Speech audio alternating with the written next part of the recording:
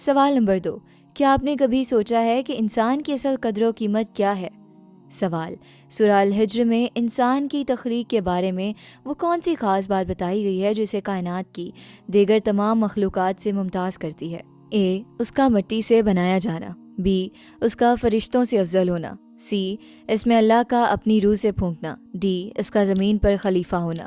درست جواب سی، اس میں اللہ کا اپنی روح سے پھونکنا۔ اللہ تعالیٰ انسان کے شرف اور مرتبے کی بنیاد ایک ایسے انداز میں بیان فرماتے ہیں جو روح کو گرما دیتا ہے۔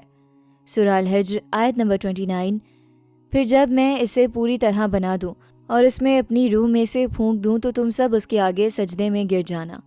یہ واقعہ اس کائناتی مجلس کا ہے جب انسان کی تخلیق ہو رہی تھی۔ فرشتوں جیسی نوری مخلوق کو حکم دیا جا رہا ہے کہ وہ اس مٹی کے پتلے کو سجدہ کریں، صرف اس لیے کہ اس کے اندر ایک ایسی چیز ہے جو انہیں بھی عطا نہیں ہوئی، اللہ تعالیٰ کی پھونکی ہوئی روح کا ایک حصہ۔ انسان کی عظمت کا وہ معیار ہے جو خود اللہ نے قائم کیا ہے۔ اللہ تعالیٰ ہمیں سکھا رہے ہیں کہ ہماری قدر ہمارے جسم یا مادی وجود کی وجہ سے نہیں، بلکہ اس روحانی جوہر کی وجہ سے ہے جو ہمارے اندر ودیت کیا گیا ہے۔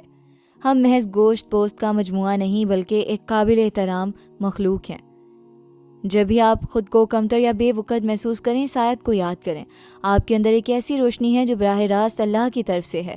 اس احساس کو گناہوں کی تاریکی سے میلا نہ کریں، اپنی قدر پہچانیں اور وہ کام کریں جو آپ کے اس عظیم مرتبے کے لائق ہوں۔ ہماری کوشش ہے کہ قرآن کا پیغام آسان اور خوبصورت لفظوں میں آپ تک پہنچے۔ اگر یہ کوشش آپ کے معیار پر پوری اتری تو اپنی دعا اور رائے سے کامنٹس میں ضرور نوازیں۔